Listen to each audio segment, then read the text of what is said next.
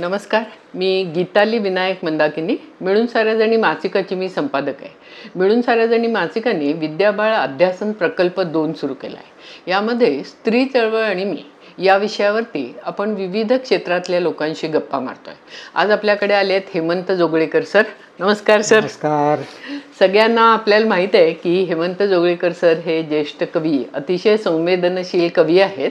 पण खरं म्हणजे व्यवसायाने ते केमिकल इंजिनियर आहेत आणि आपल्या NCL म्हणजे राष्ट्रीय रासायनिक प्रयोगशाळेमध्ये ते उपसंचालक म्हणून निवृत्त झालेले आहेत.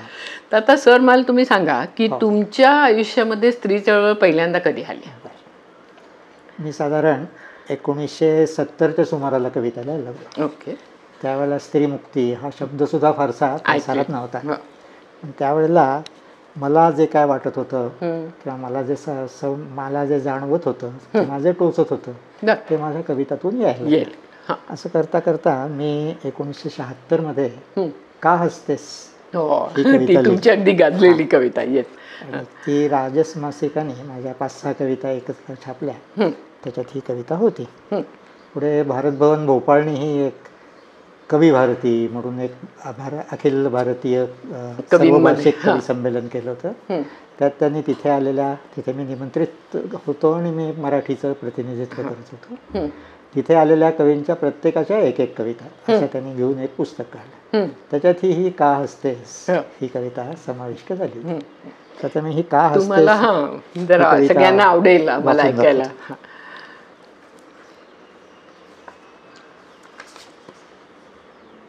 का हसतेस? रात्री तू माझ्याजवळ झोपतेस, सकाळी माझ्यासाठी न्याहारी बनवतेस. मी ऑफिसला गेल्यावर माझ्यासाठी डबा भरून पाठवतेस. संध्याकाळी न चुकता मी तुला फिरायला नेतो. वाटेत कोणी भेटलं तर तुझी ओळख करून देतो. ही माझी पत्नी. मग तू हसतेस. का हसतेस? खरं सांग, का हसतेस? हे एका पतीचं स्वागत आहे आणि तो पत्नीला बाहेर घेऊन गेलेला आहे फिरायला. तिथे एखादा परिचित भेटल्यावर त्याने तिची ओळख करून दिली, ही माझी पत्नी. त्याच्यावरती तिने स्मितहास्य करणं हा सहज शिष्टाचार आहे. पण तिने स्मितहास्य केल्यानंतर त्याला वाटतं ही का हसली. त्याला कदाचित असं तर वाटलं नाही की आपण या कवितेत ज्या सुरुवातीला ज्या गोष्टी आलेल्या आहेत त्या सगळ्या ज्या समाजमान्य कर्तव्य आहेत ती पार पाडायला लावून आणि तिला बाहेर फिरायला नेऊन जेवढं करतोय हे तेवढं त्याला स्त्री पुरुष पती पत्नींच्या नात्यासाठी पुरेसं आहे का? किंवा आपण तिला सहधर्मचारिणीचा दर्जा देतोय आहोत का असं वाटून ती उपहासाने तर हसत नाही आहे. आणि त्याच्यामुळे तो कदाचित तिला विचारत असावा का हसतेस. आणि प्रत्यक्षात पत्नीने काही म्हटलेलं नाही, पतीला काय वाटतंय तेही कुठे आलेलं नाही. पण तरीही त्याला का हसतेस हा प्रश्न का पडावा असा प्रश्न वाचकाला पडतो. आणि मग वाचक विचार करायला लागतो की त्याला असा प्रश्न का पडला असेल. आणि त्यामुळे तो आपल्या मनाने त्या प्रश्नाच्या उत्तराकडे जातो. असं ह्या तऱ्हेने ही एक स्त्री मुक्तीपेक्षा एका तऱ्हेने पुरुष मुक्ती किंवा पुरुषाला होणारी जाणीव आहे. आणि ती खूप महत्वाची आहे. म्हणजे मला असं वाटतं की असा प्रश्न किती जणांना पडत असेल ना की ती का हसते. म्हणजे किंवा एकूणच बायको आपली जे काय एक्सप्रेशन देते ती खरं म्हणजे तसं का देते असा प्रश्न म्हणजे व्यवस्थेत हे गृहीतच धरलेलं आहे ना तिने या पद्धतीने वागणं आणि असं. बरोबर आहे. म्हणजे ही पुरुषाला अशी जाणीव होणं ही एक स्त्रीमुक्तीचं खूप महत्वाचं पाऊल आहे. माझ्या कवितेत स्त्रीमुक्ती ही अशा तऱ्हेने येत होती. त्याच्यानंतर त्याची इच्छा ही कविता मी साधारण 77-78 साली लिहिली. त्यावेळेला मी लिहिलेल्या माझ्या कविता घेऊन मी किर्लोस्करकडे प्रकाशनाच्या प्रसिद्धीसाठी जायचो आणि हम मराठ्यांच्याकडे जायचो. त्याच्यामध्ये ही कविता पण होती. त्यांनी ही कविता शेजारच्या स्त्रीकडे दिली आणि ती पुढच्या स्त्रीच्या अंकात छापली. आणि त्याच्यानंतर ही त्यावेळेला शंकर वैद्य महाराष्ट्र टाइम्समध्ये एक त्या महिन्याच्या उत्कृष्ट कविता असं संकलन करत होतो. त्याच्यात ही निवडली गेली. आणि ती त्याच्यामध्ये ही एकूणच तुमची खूप गाजलेली कविता आहे. तीच वाचून दाखवतो.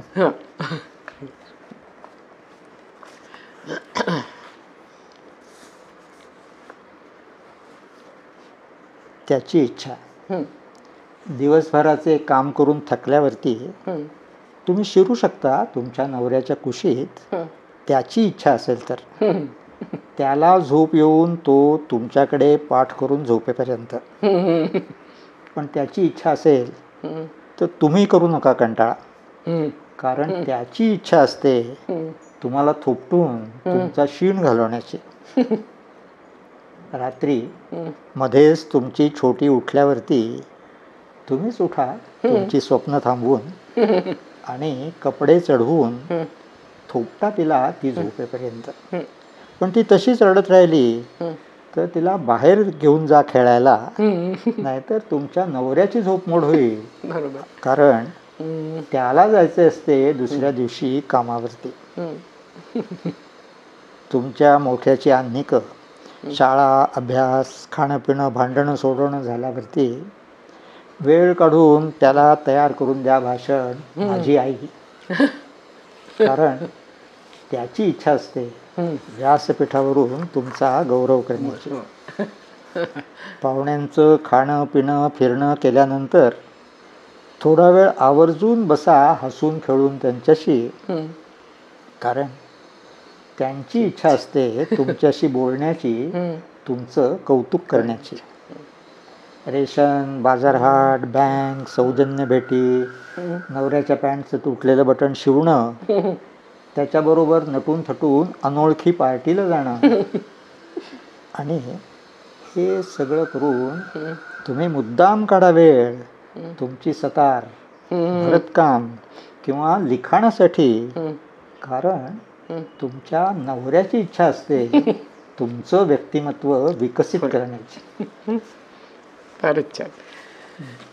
आणि असं आपण नेहमी म्हणतो ना की लेक्चरमधून, चर्चासत्रातून जे लोकांच्या मनापर्यंत पोचणार नाही त्या गोष्टी तुमच्या कवितेतून मनापर्यंत पोचतात लोकांच्या. म्हणजे ती मूल्य किंवा तो विचार, आणि त्याच्यामुळे खरं तुमच्या कवितांचं खूप महत्व आहे. पण सर आता आपण थोडं तुमच्या व्यक्तिगत आयुष्यापाशी येऊया. आणखीन थोडंसं आहे पुढे आता याच्यातलं हे कर. चालेल चालेल, हे झालं की हो हो जरूर. म्हणजे या कवितेमध्ये त्याची इच्छामध्ये की तिने काय काय करावं याची एक यादीच आहे दिलेली. आणि या सर्व गोष्टी तिने कराव्यात कारण दुसऱ्या कोणाची तरी इच्छा आहे, विशेषतः त्याच्या नवऱ्याची, म्हणून तिने करावं. तिच्या इच्छेला काही महत्त्व नाही आहे. त्याच्यामुळे हे त्याला सांगून ही कविता गृहिणीला अप्रत्यक्षपणे तू असं करू नकोस असं सांगते. म्हणजे तू असं असं कर असं सांगताना त्या कवितेतून जो संदेश जातो तू असं करू नकोस असं आहे.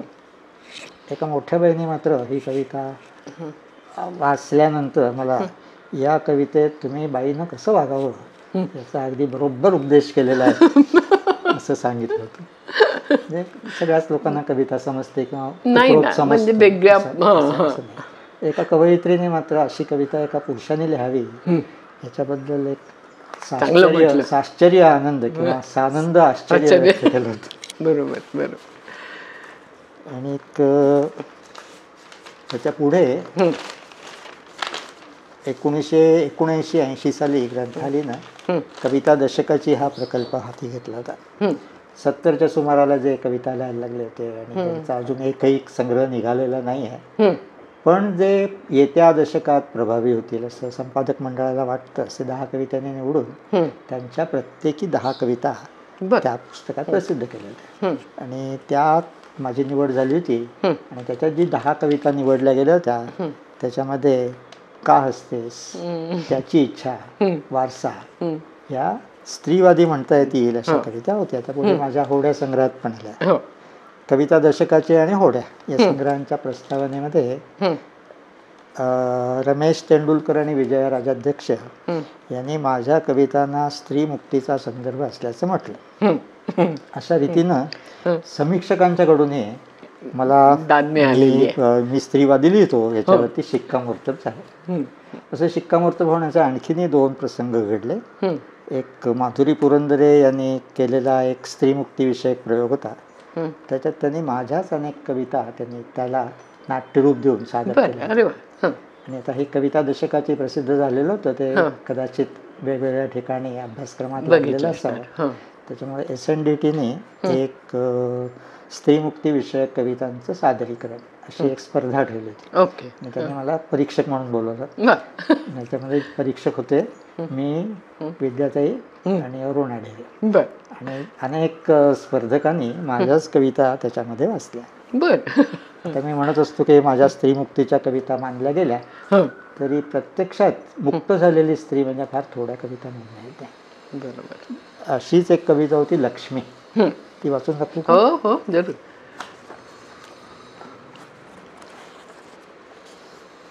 लक्ष्मी.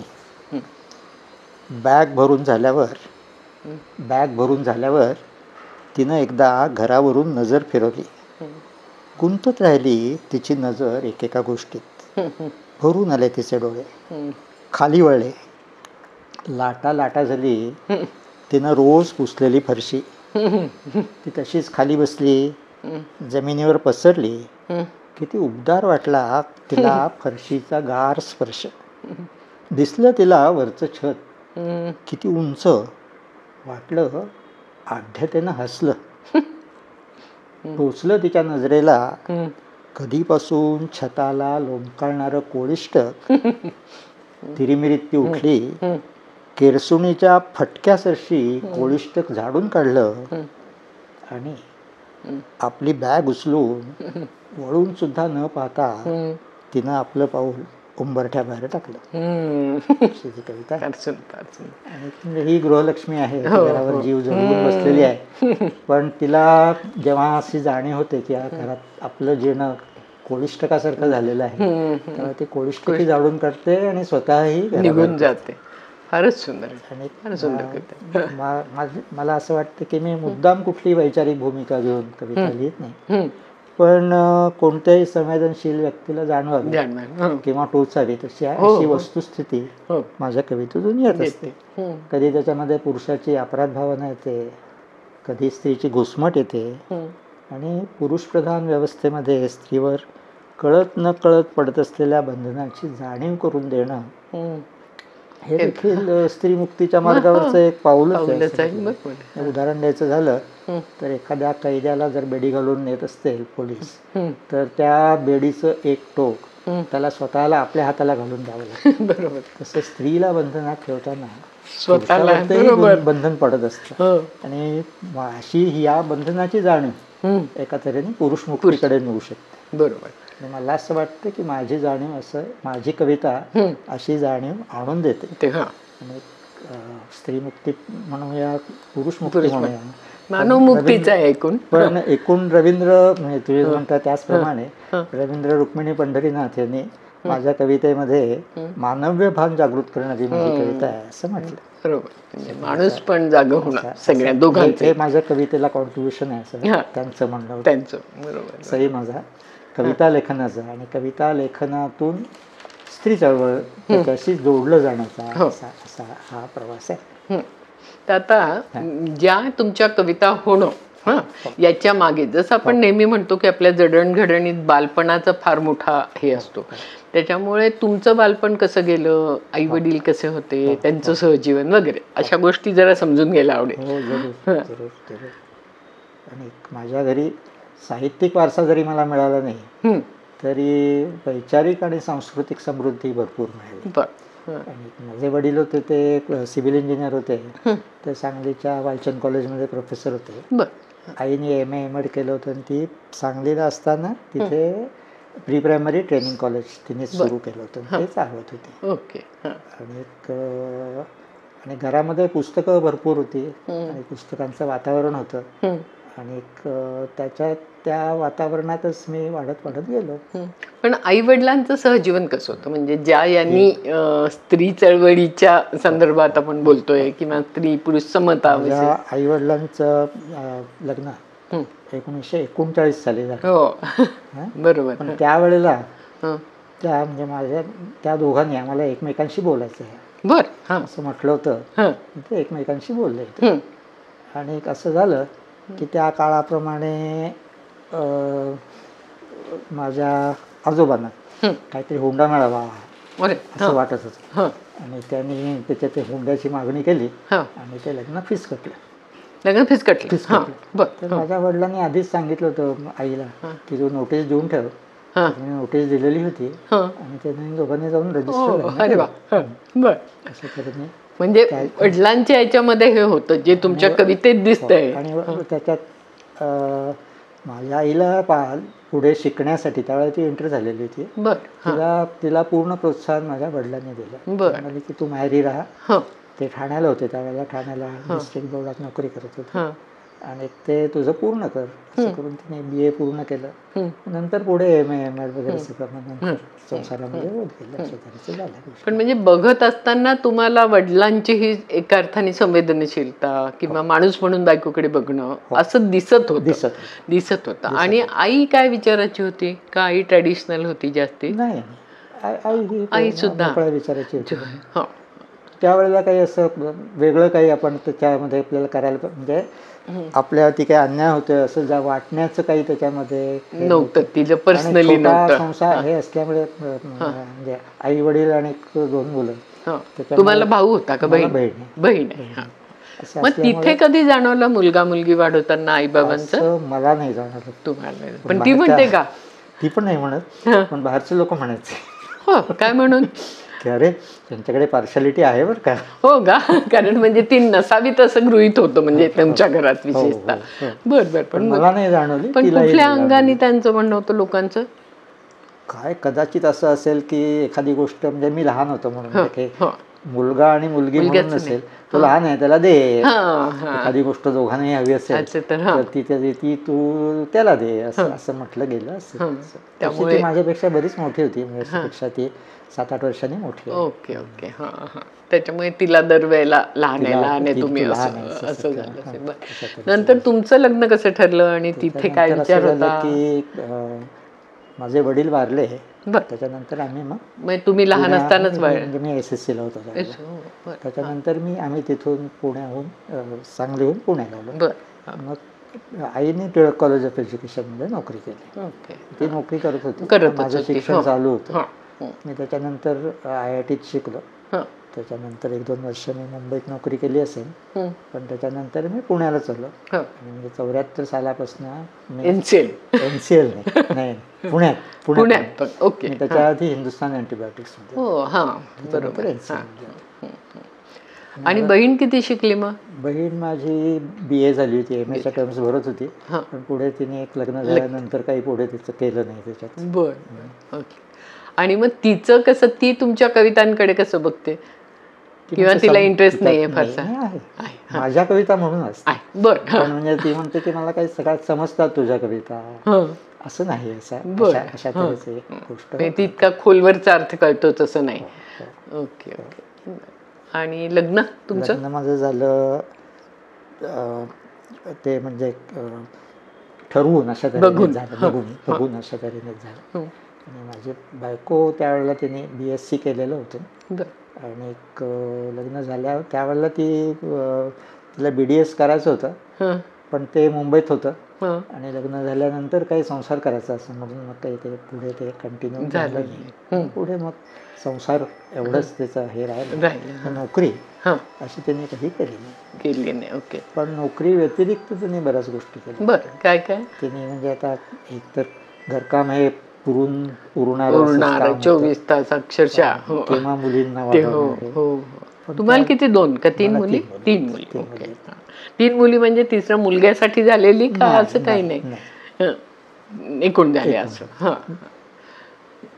तिच्या बरोबरचा संवाद किती होता म्हणजे कवितेच्या संदर्भात किंवा संदर्भात? एवढा नव्हता. बर. तिलाही पुन्हा तिचं हेच म्हणणं असायचं की मला तुमची कविता समजतेच असं नाही. पण आवडते. किंवा एक अभिमान पण होता. बरोबर. पण तिने म्हणजे मग दुसऱ्या गोष्टी मी सांगत होतो त्या तिने एक निटिंग काम सुरू केलं. बर. आणि त्याच्यानंतर ती इंग्लिश पुस्तकांचे मराठी अनुवाद तिने मेहतासाठी. तिचं काय नाव? ती विनिता. विनीता जोगळेकर. विनीता जोगळेकर, बरं बरं, ओके. हां. आणि मुलींचं कसं झालं शिक्षण? आणि मुलींना आम्ही पूर्णपणे तुम्हाला काय करायचं आहे ते करा असं सांगितलं होतं. मोठी मुलगी म्हणाली मला मायक्रोबायोलॉजी करायचं आहे, त्याच्यामुळे त्यांनी 11वी नंतरच ह्याला गरवारे कॉलेजला ॲडमिशन घेतली, कारण तिथे मायक्रोबायोलॉजी होती. तिथे त्यांनी BSc केलं. MScला ॲडमिशन नाही मिळाली, नगरला जाऊन केलं. बरं, म्हणून तिने MSc तिचं तिथे हॉस्टेलला राहून केलं त्यांनी. बरं बरं. त्याच्यानंतर ती प्रोजेक्ट असिस्टंट म्हणून NCL मध्ये नोकरी करते. NCL मध्ये होते काही दिवस, काही दिवस त्या प्रोजेक्ट. Okay okay. पण त्याच्यानंतर तिचंही लग्न असं ठरवून अशा तऱ्हेने झालं. मुलगा अमेरिकेतला होता, त्याच्याबरोबर ती अमेरिकेत गेली. तिथे आता ती 20-20हून जास्त वर्ष तिथे आहे. आणि ती स्वतःही मग आता तिथे नोकरी करते. तिथे चांगली गोष्ट अशी आहे म्हणजे तिला पार्ट टाइम नोकरी, म्हणजे महिन्यातनं मी 3 आठवड्यातून 3 दिवस आहे अशा तऱ्हेचं, म्हणजे डबल बर्डन नाही होत असं. आणि 2 नंबरची मुलगी तिथे लहानपणापासून नाही मला नाच शिकायचा, तिला नाच खूप त्याला येत होतं असं नाही, मला शिकायचं इच्छा होती. ती मनीषा साठ्यांच्याकडे बरोबर, आणि त्याच्याकडनं तिने चांगलं पिकअप केलं. पण तिने फॉर्मल शिक्षण तिने घेतलं. ती आधी MA झाली इंग्लिशमध्ये, त्याच्यानंतर टिळक महाराष्ट्र विद्यापीठाची संस्कृत पण झाली, आणि आता अलीकडे तिने TMVचं MA पण केलं संस्कृतमध्ये, संस्कृत आणि नाट्यशास्त्र. आणि ती स्वतः आता नाचाचे क्लासेस घेते तिचे, किंवा तिचे परफॉर्मन्सेस थोडे बहुत होतात. बरोबर. आणि शेंडेफळचं ते तिने कॉम्प्युटर इंजिनिअरिंगमध्ये इथे IIT मधनंच MTech केलं. ओके. इथे नोकरी करत होती. त्याच्यानंतर तिचंही असंच ठरवून लग्न झालं, आणि ती अमेरिकेला गेली होती, आता तिथे नोकरी करते. तिला एक मुलगी आहे. मोठ्या मुलीला एक मुलगा आणि एक मुलगी आहे. इथली पुण्यातली जी आहे मधली जी आहे तिला एक मुलगी आहे. असे तुम्ही नातपंड वगैरे व्यवस्थित. आणि मग तुमचं अमेरिका आणि इकडे जाऊन येऊन असतं का? नाही, माझी बायको गेल्यानंतर मग त्या मुली म्हणाल्या, किती वर्ष झाली त्याला? 7 वर्ष. 7 वर्ष. त्या मला वाटतं बऱ्याच आजारी पण होत्या का काही दिवस? तिथला मोटर न्यूरॉन डिसीज झाला. त्याला काही औषध उपाययोजना नाही. 1.5 वर्ष ती त्याच्यानंतर ती जगली, पण गेली. ते गेल्यानंतर मग मुली म्हणाले की तुम्ही अमेरिकेला या. 6 महिने अमेरिकेला आणि 6 महिने इथे सुरू केलं. पण ते असं मी 3 वेळेला गेलो, पण उरलेल्या वेळेला इथे. आणि इथेही पुस्तक प्रकाशन वगैरे अनेक गोष्टी असल्यामुळे, आणि मध्ये करोना आला, त्याच्यामुळे 2 वर्ष काही नव्हतं. तेव्हा कुठे होतात? अमेरिकेत होता करोना? पुण्यात होता. त्याच्यामुळे मी पुण्यातल्या मुलीकडे राहिलो. पण आता मी तुमच्या घरी असता. माझ्या घरी राहतो. आता तुम्ही मला असं सांगा की अमेरिकेत इतके वेळेला तुम्ही गेलात आणि राहिलात सुद्धा, तर तुम्हाला एकूण कल्चरल आणि असा किती काय फरक जाणवतो, काय जाणवत नाही? मोकळेपणा आहे, तो तर नक्कीच आहे. पण तिथे कोणी तुमच्या ह्याच्यामध्ये दखल देत नाही, भानगडीत पडत नाही. तुम्हाला काय करायचं ते तुम्ही करू शकता. आणि माझ्या दोन्ही मुली महाराष्ट्र मंडळ किंवा अशा तऱ्हेच्या ॲक्टिव्हिटीजमध्ये फारशा इन्व्हॉल्व नाही. काही कार्यक्रम असतील तर जातील, पण एरवी काही मुद्दाम त्याच्यात ऑर्गनाईज करतील असं नाही. धाकटा जावई आहे, तो स्टँडअप कॉमेडी करतो. त्याच्यामुळे तो आहे कौस्तुभ सोमण. तो मराठी अमेरिकेमध्ये स्टँडअप कॉमेडी करतो. भाडीपासाठी सुद्धा. Okay okay. तुमच्या तिन्ही जावयांना तुमच्या कवितांविषयी काय वाटतं? तिघांनाही फारसा त्याच्यामध्ये रस नाही. कवितांमध्येच रस नाही का? मराठीमध्ये रस नाही? मराठी कविता नाही का? दोन्ही गोष्टी. जरी हा धाकटा जावई स्टँडअप कॉमेडी वगैरे करत असला, त्याचं वाचन फार कमी आहे. म्हणतो मी हे पाहीन गोष्टी, सिनेमे पाहीन, पण ऑडिओ वाचन फारसं करत नाही. मुली खूप करतात. तिन्ही मुली खूप वाचन करतात. त्या माझ्या कविताही वाचत असतात. त्या मला म्हणजे माझ्या कविता या विषयावरती आमचं बोलणं होत नाही. तर माझ्या कवितांचे विषय असे येत गेले की मी मुलींच्या बरोबर सांगतोय अशा तऱ्हेचं राहिलं नाही, पण त्या वाचत असतात. त्यांच्या बोलण्यातून त्याचे रेफरन्सेस येत असतात. पण जसं तुमचं नवऱ्याच्या संदर्भात कविता आहे, म्हणजे तशी बापाच्या संदर्भात आली का, बाप आणि मुलगी? हो, बाप आणि मुलगी आहे. एक दोन कविता म्हणजे त्याच्यातली तुमची कुठली सर्वात आवडती वगैरे अशी आहे का कविता की जी तुम्हाला असं वाटेल की वाचून दाखवावी अथवा त्याविषयी काहीतरी सांगावं विशेष? माझ्या बापाबद्दल जास्ती कविता आहेत. मी आणि माझी मुलगी याच्याविषयी तशा कविता थोड्या आहेत. पण एखादी कविता असेल पण जी सापडली तर तुम्हाला सांगतो.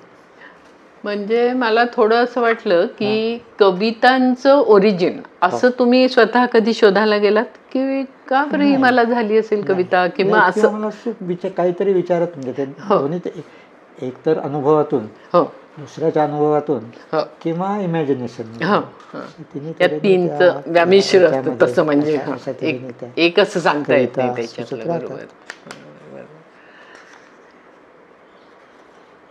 आणि दुसऱ्यांच्या कविता वाचत असताना तुम्हाला असं किती वाटतं तुम्ही क्रिटिकल आहात आणि क्रिटिकल असावं? आपण ते नंतर बघूया, कविता आज नाही हे झाली तरी हरकत नाही. दुसऱ्यांच्या कवितांविषयी म्हणजे जसं समीक्षक असं म्हणतो आपण तसं असं झालं की मी ज्या वातावरणात लिहायला लागलो आणि वाढलो त्यावेळेला माझ्या मागची जी पिढी होती साहित्यिकांची ती पुढच्या पिढीकडे खूप लक्ष देणारी होती. त्या बाबतीत मला बोरकर, बाबा बोरकर, मंगेश पाडगावकर, विंदा करंदीकर, रमेश तेंडुलकर, विजयराज अध्यक्ष त्याचा उल्लेख आला, किंवा राघव जाधव, शिरवाडकर, सगळ्यांनी आणि संपादकांच्या पैकी म्हणजे श्रीपुंशीत एवढा संबंध नाही आला पण पुरुषोत्तम पाटील आणि चित्रे, सगळ्यांनी खूप मला त्याच्यामध्ये प्रोत्साहन दिलं. मी काही लिहिलं तर त्याच्यावरती त्यांचे पत्र मी पाठवल्याचं उत्तर यायची. म्हणजे आपला वेळ नवीन लोकांच्यासाठी घालवायला त्याची तयारी होती. किंवा मला असं वाटतं की एक सांस्कृतिक सौहार्दाचं वातावरण त्यावेळेला होतं आणि ते मला असं वाटलं, ते वाटलं म्हणूनच असं नाही, मला असं वाटलं की मी माझ्या समकालीन किंवा माझ्या पुढच्या पिढीचे आहेत त्यांच्याबद्दल मी लिहिलं पाहिजे. बरोबर. म्हणून मी एक अशा 15 कवींच्या वरती वेगवेगळे लेख लिहिले. त्याचं एक पुस्तक पण आलं, अगा कवींनो. बरोबर. आणि हे मी जे आत्ता सांगितलं मोठे जे लोक भेटले त्याच्यावरती आता एक पुस्तक येत आहे, ते आहे जीवीचे जीवलग. अरे वा. ह्याच्यातले जे सगळे कवी आहेत म्हणजे तुमच्या पुढच्या पिढींमधल्या कवी, समकालीन आत्ताचे लिहिते कवी असं, काही माझ्या वयाचे आहेत, काही तरुण आहेत. त्याची जी तुम्ही समीक्षा केली त्याच्यावरती त्यांची काय प्रतिक्रिया तुम्हाला आली?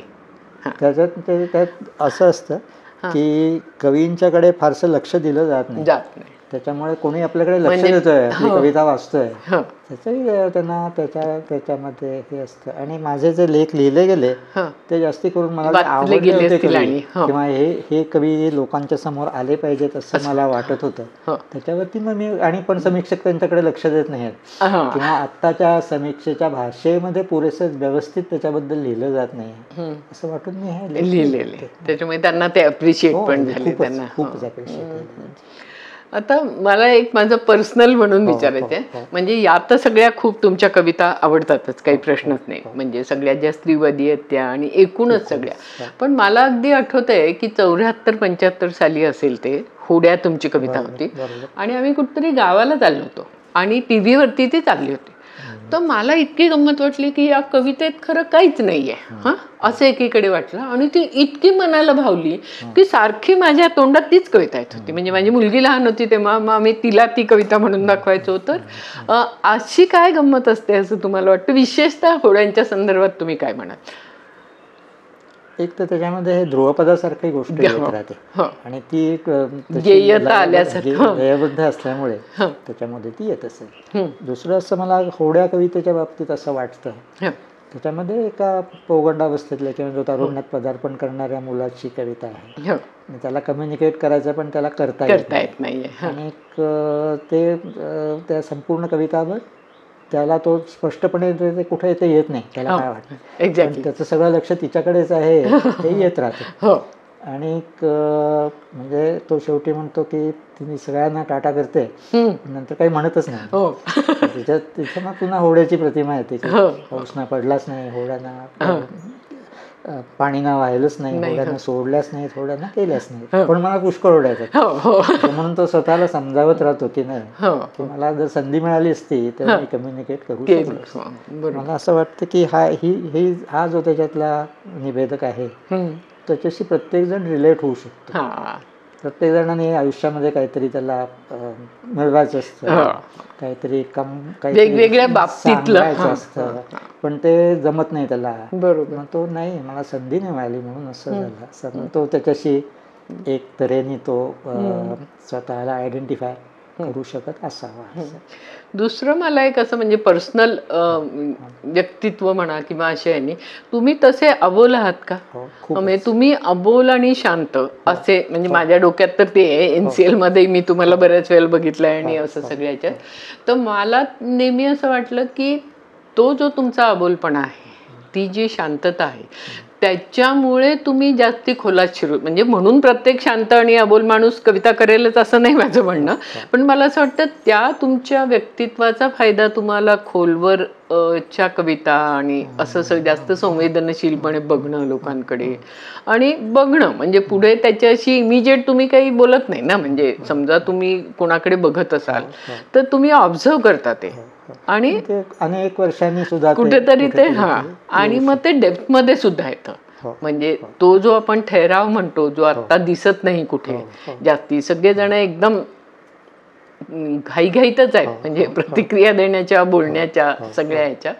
तर त्या सगळ्यांनी आत्ताच्या काळामध्ये तुम्हाला असं काही तुमच्या या स्वभावामुळे अरे बाप रे घुसमट होते, काय माणसं बचाचं बोलतायत अशा अर्थाचं, असं काही वाटतं का तुम्हाला? तसा फरक नाही पडत, म्हणजे समोरच्यानी काही मला जोपर्यंत बोलायला लावत नाहीये तोपर्यंत तुम्हाला चालतं. काही अशा तऱ्हेच्या चर्चा सुरू होतात की अरे तिची बोलण्यात काही अर्थच नाही आहे, मी बोलत नाही.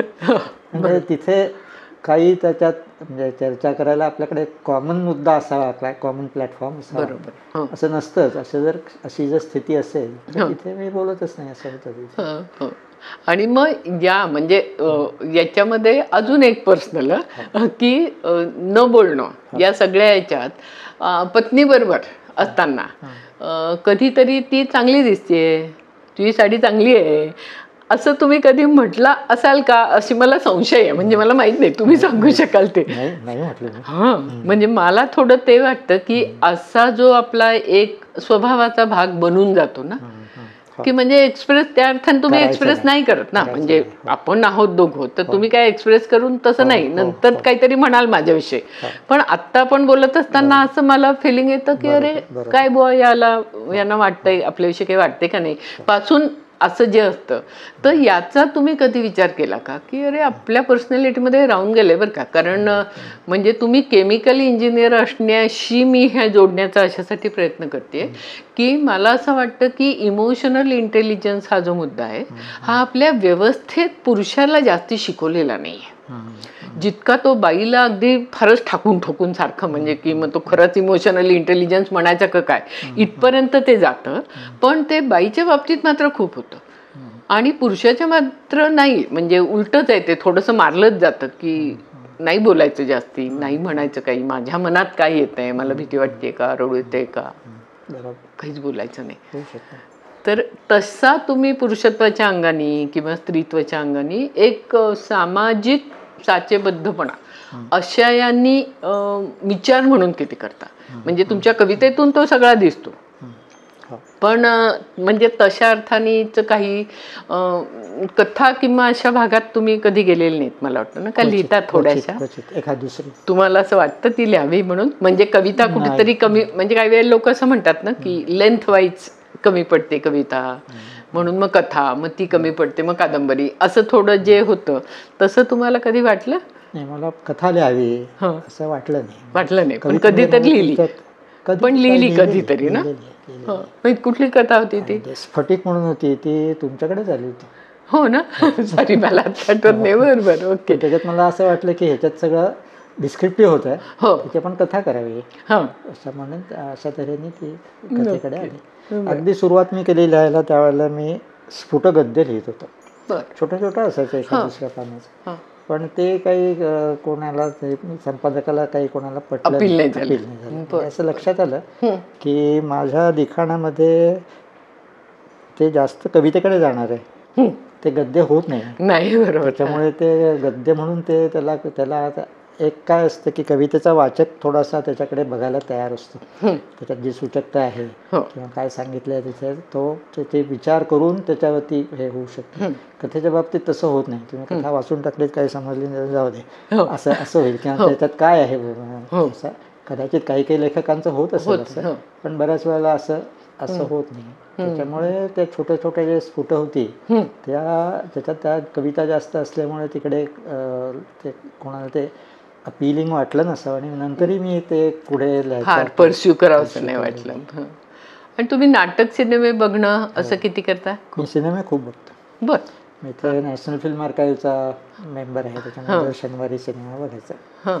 आणि मी फिल्म फेस्टिवल्सना जातो, इफीला पण जातो. आणि एक सिनेमाची आवड आहे मला, म्हणजे विशेष आर्ट फिल्म्स आणि इंटरनॅशनल फिल्म्स जास्त. पण नाटकाच्या वाटेत जातात. आणि तुमचं वाचन कुठल्या कुठल्या प्रकारचं असतं? म्हणजे सर्व, म्हणजे कथा कादंबऱ्या खूप असतात आता, म्हणजे इंग्लिश जास्ती वाचन आहे का नाही? मराठी इंग्लिश थोडं आहे. ओके. अमेरिकेत गेल्यावरती तिथे फक्त इंग्लिशच मिळतं त्यामुळे पण मग तिथे सुद्धा मग इंग्लिशच्या तिथे जास्ती कविता वाचत होतो. येस. आणि असं बाकी अनुवादित साहित्य आवडतं का विशेष करून, की म्हणजे केल्याने भाषांतर सारखं जे त्यांचा प्रयोग आहे तसं? भाषांतराचा विषय निघाला म्हणून सांगतो की एकतर माझ्या होड्या कविता, होड्या संग्रह संपूर्ण त्याचं इंग्लिश पुस्तक निघालं, त्याचं मकरंद परांजपेंनी केलं, संपूर्ण पुस्तक बोट्स म्हणून निघालं. आणि मला असं वाटलं की इंग्लिशमध्ये कविता आपले जे सांस्कृतिक संदर्भ असतात ते त्यांच्यापर्यंत पोहोचत नाहीत, त्या जास्ती रिजनल लँग्वेजेसमध्ये किंवा हिंदीमध्ये त्याच्या जास्ती तऱ्हेने पोचू शकतील. ते कोण करणार? मीच माझ्या कवितांचं एक अनुवाद केले, त्याचं एक पुस्तक तयार केलं, ते प्रसिद्ध पण झालं. मेरी कविता संबंध हिंदीमध्ये, हिंदी पुस्तकनामा नावाची जो हे आहे प्रसिद्ध केलं. म्हटलं की आपली कविता इतर भाषा म्हणजे इतर भाषिकांच्या बऱ्याच थोडीशी आणखीन रीडरशिप मिळायची असेल तर आपण हिंदीमध्ये लिहावी. पण मग हिंदीला कसा रिस्पॉन्स आला? काही कळत नाही. हल्ली आपलं असं होतं प्रकाशक काही सांगत नाही, त्यामुळे आपल्यापर्यंत काही येत नाही. पण काही लोकांचं मला त्या पुस्तकामुळे असं नाही, पण माझे त्याच्यातल्या कविता मी आधी इतर हिंदी नियतकालिकांच्याकडे दिल्या, त्या आवडल्याचं सांगणाऱ्या त्याचे फोन किंवा संपर्क असे येत होते त्याच्यात. आणि इंग्लिश याचं नाही जास्ती झालं का? म्हणजे ओके. ते तुम्ही जे म्हणताय की सांस्कृतिक संदर्भ, मी स्वतः इंग्लिश माझे भाषांतर केले नाही. एक तर मकरंद परांजपेंनी केलं, दुसरं काही कवितांचे माझा एक मित्र आहे आनंद तट्टी म्हणून, कानडी आहे का, त्यांनी केले काही. आणि त्यांनी जास्त लिबर्टी घेतली जी मकरंदनी घेतली नाही, तशा तऱ्हेच्या कविता त्यांनी लिहिल्या त्याच्यात. आणि आत्ता एकूण सगळं सामाजिक आणि राजकीय वगैरे अशा विषयी तुमचं काय मत आहे स्वतःचं, आणि काय जाणवतं तुम्हाला? म्हणजे हे जी अशी 40-50 वर्षाचा आपला सगळा हा प्रवास आहे, याच्यामध्ये साहित्य महत्त्वाचं धरलं आपण सेंटरला, तर साहित्य महत्त्वाचं सेंटरला असताना सगळा जो राजकीय सांस्कृतिक माहोल दिसतोय त्याच्याविषयी तुम्हाला काय वाटतंय? सध्याचं राजकीय वातावरण बघायचं म्हटलं तर ते वाईट आहे मला वाटतं. अगदी. आणि साहित्यिक ह्याला लिबर्टी आहेत, तुम्हाला हवं तसे ते तुम्ही लिहू शकता. कदाचित इतर माध्यमांच्या मध्ये नाटक सिनेमा तेवढी मिळत नसेल, तेवढंच छापीमध्ये तुम्हाला काय लिहायचं ते तुम्ही लिहू शकता, असंही भाग आहे. म्हणजे तिथे तुम्हाला असं स्वतःला जाणवलं नाही की कविता तुम्ही करत असताना बाकीच्या माहोलचा काही होतोय परिणाम निगेटिव्ह असं वाटलं असं जाणवलं? माझ्या कवितांच्या मध्ये तात्कालिक विषय किंवा असे येत नाही. हा, त्यामुळे सुद्धा ते असेल. माझ्या कविता जास्ती करून पर्सनल राहतात आणि त्याच्यामुळे अशा गरजा येत नाहीत तिथे. आणि ती समजा डेप्थ मध्ये काही असेल, म्हणजे उदाहरणार्थ आता तुमच्या कवितांमध्ये तुम्ही खूप व्यवस्थेच्या विरोधात बोलताय ना, म्हणजे पितृसत्ताक पुरुष प्रधान उपहासाने तुम्ही सगळं बोलताय, पण ते ज्या पद्धतीने येतं तितकं कळणं म्हणजे पॉलिटिकल वातावरणामध्ये किंवा संस्कृती रक्षकांपर्यंत ते पोहोचणं, अशा दृष्टीने माझ्या मते ते व्हायला जरा, त्यामुळे त्या सेफ आहेत कविता असं, म्हणजे त्यामुळे त्या सेफ दिसत आहेत असं एक मला वाटतं. पण तुम्ही स्वतः राजकीय भूमिका घेणं किंवा राजकारणाविषयी बोलणं असं स्वतः करत असता का तुम्हाला आपलं अलूप राहिलेलं बरं वाटतं? मला अलूप राहिलेलं बरं वाटतं. काही भूमिका घेऊन ते मांडावं हिरिरीने असं मला वाटत नाही. तो बेसिकली तुमचा स्वभाव म्हणजे हिरिरीने मांडणं हा स्वभाव नाही, पण तरी जेव्हा आपल्या लोकशाहीचं तुम्हीच आता म्हणालात की हे फार वाईट दिशेला चाललंय, तर तिथे मग तुम्हाला स्वतःला असं कधी वाटतं की अरे खरं म्हणजे आपण पण जरा याला दोषी होत की काय, आपण काहीतरी नीट करायला पाहिजे होतं राजकारणाच्या संदर्भात ना, म्हणजे राजकारणाच्या बाबतीत काय, पर्यावरणाच्या बाबतीत काय, बरोबर, सगळीकडे आपल्या किंवा औदासिन्य आपल्या पिढीने जे करायला पाहिजे होतं ते केलं नाही. पण मी स्वतः अरे मी असं करायला पाहिजे असं मला वाटत नाही, पण संपूर्ण पिढीचा विचार केला तर ते केलं गेलं. त्या दृष्टीने मी काय करतोय अशा विचारापर्यंत मी अजून तिथे पोहोचलो नाही. आणि मग तिथे थोडं असं होतं ना, तिथे प्रीचिंगचा मुद्दा आहे. तुम्ही तुमच्या कविता या प्रीचिंग करणाऱ्या नाही आहेत, त्या तुमच्या डेप्थ मध्ये जाणाऱ्या आणि बरोबर म्हणजे पाहिजे तिथे त्या बरोबर मारतात, ज्यांना कळायचं त्यांना कळतं वगैरे. पण एकूण म्हणजे आता पर्यावरणाच्या संदर्भात एक भूमिका घेऊन म्हणत राहणं की नाही हे चुकतंय, हे करायला पाहिजे, हे नाही करायला पाहिजे, असं पुन्हा तुमच्या त्या स्वभावात नसल्यामुळे होत नाही का? एकच कविता अशी आली होती,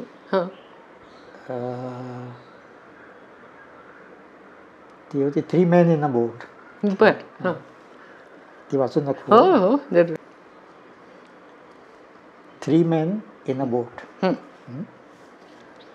विमानतळावरून हॉटेलात यायला जरा वेळच लागला. ड्रायव्हर म्हणाला लांबच्या रस्त्याने आलो, गावात जरा गडबड आहे. मी म्हटलं हरकत नाही. उतरायचं हॉटेल आलिशान होतं. सेमिनारचे सगळे लोक तिथेच उतरले होते. रात्री बातम्यात गोधऱ्यात डबा जळल्याचं कळलं. प्रामुख्यानं कारसेवक होते म्हणे. दुसऱ्या दिवशी गुजरात बंद पुकारलेला. स्थानिक आयोजक सेमिनारला येऊ शकले नाहीत, पण आमचं काही अडलं नाही. भाषण, चर्चा, जेवण खाण सगळं सुरळीत चाललेलं. फक्त संध्याकाळी कुठे बाहेर जाता नाही आलं. हॉटेलातच बसून आम्ही चॅनेल्सवरती सिनेमे पाहिले.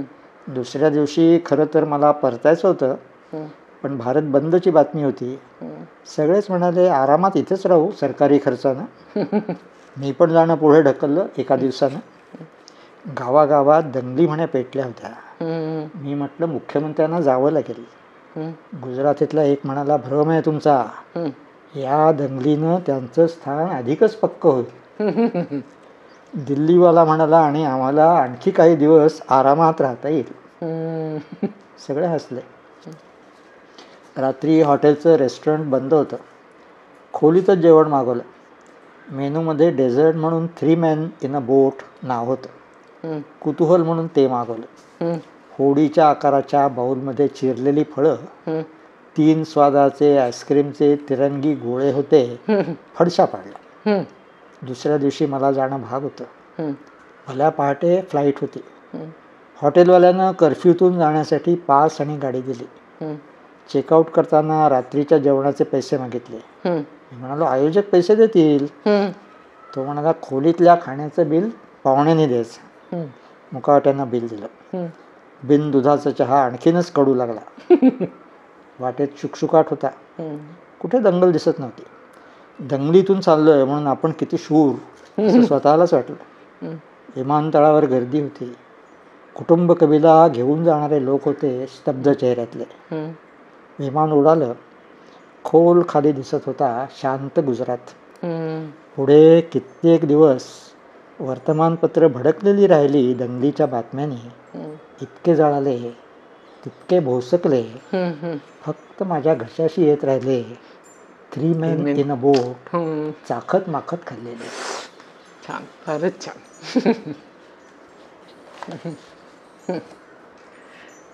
याच्यावर प्रतिक्रिया किती आल्या होत्या? नाही, काही काही नाही, काही कुठल्याच कवितेबद्दल येत नाहीत. नाही. बरोबर. आणि आता कुठली वाचून दाखवणार तू म्हणाला? तर शेवटी मी आता समारोप करायला. म्हणजे पुढचं एक तर सांगा की तुमच्या डोक्यात आता पुढे प्लॅन काय आहे, भविष्यात विशेष काय करायचंय? म्हणजे मला दुसरं पुस्तक आता जे जीवीचे जिवलग जे आहे ते मगाशी म्हणाला ते काढायचंय.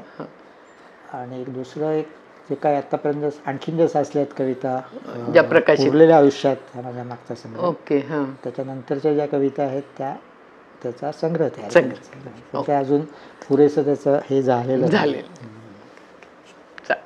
त्याच्यासाठी शुभेच्छा देऊया आणि हे कविता वाचून थांबू आपण.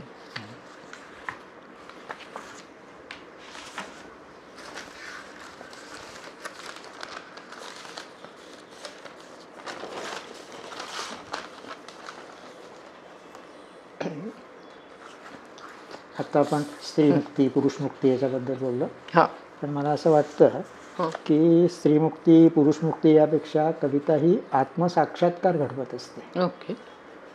आणि आपण अनेक मुखवटे घेऊन जगात वावरत असतो आणि कविता तुमच्या आतल्या चेहऱ्यापर्यंत पोहोचत असते. मी ह्या कार्यक्रमाच्या सुरुवातीला का हसतेस कविता वाचली. आता कविता काय आहे, त्या कवितेतून काय सांगितलेलं आहे आणि काय सांगितलेलं नाही, त्याच्यातून काय सुचवलेलं आहे किंवा काय सुचवलं जात आहे, तर कविता काय साधते त्याची कविता म्हणजे ही का हसतेस या कवितेवरची कविता.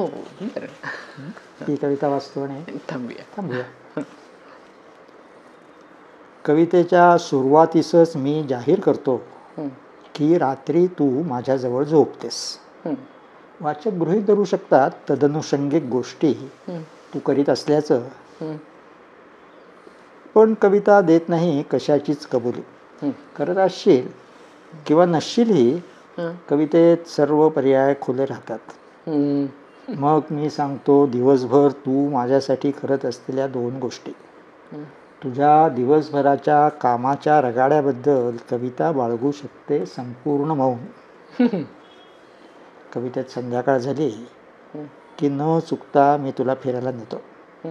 माझ्या चुकण्याबद्दल किंवा मी न केलेल्या गोष्टींबद्दल कवितेला काहीच सांगावं लागत नाही.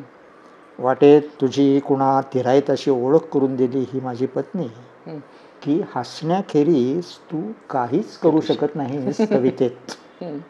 तरीही मी विचारतो तुला तू का हसतेस आणि नाकारू पाहतो मला जाणवलेलं त्या प्रश्नाचं उत्तर.